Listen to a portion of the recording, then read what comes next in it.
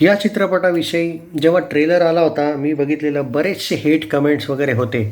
आता trailer review पण मी नव्हता केला कारण मी नव्हतं ट्रेलरवर आपण म्हणतो ना कधी-कधी ट्रेलरवर उगीच एक तऱ्हेने जर आपण क्रिटिसाइज केलं आणि तसा नसेल, खरंच चांगला असेल चित्रपट, तर नको उगीच हे व्हायला, तर काय म्हणतात त्याला पस्तावा व्हायला.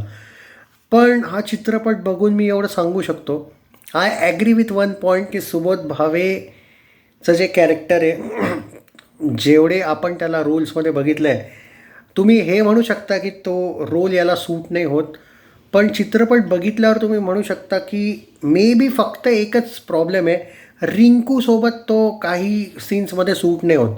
पण मी हे नाही म्हणणार की याऐवजी ऑब्व्हियसली असं एक फील झालं की या चित्रपटाला तुम्ही स्वप्नीलला एक्सपेक्ट केलं असतं आणि मे बी तो जास्त सूट झाला असता. पण इथं त्याची चुकी नाही आहे.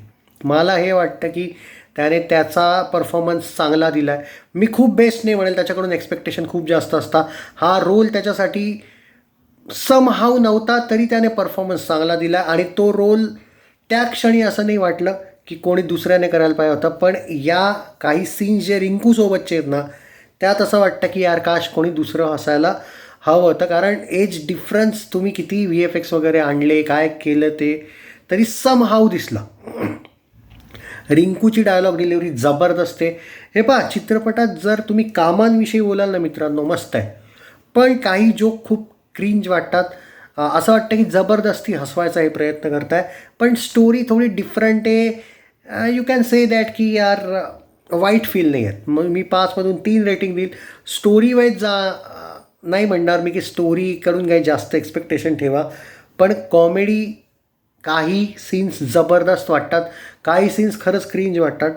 ओके ओके ॲव्हरेज मी म्हणेन, अबव ॲव्हरेज. कारण मी डिसअपॉइंट तर नक्की नाही आहे आणि ट्रेलरवरून जज करणाऱ्यातला मी नाही आहे मित्रांनो. हां, तुम्ही डेफिनेटली ट्रेलरवरून काही लोक कराल जज, पण विनाकारण हेटवाला अँगल मला आवडत नाही. मी एन्जॉय केला. मी हे नाही म्हणणार की खूप जास्त मजा आली वगैरे, त्यामुळेच मी रेटिंग असे दिलेत.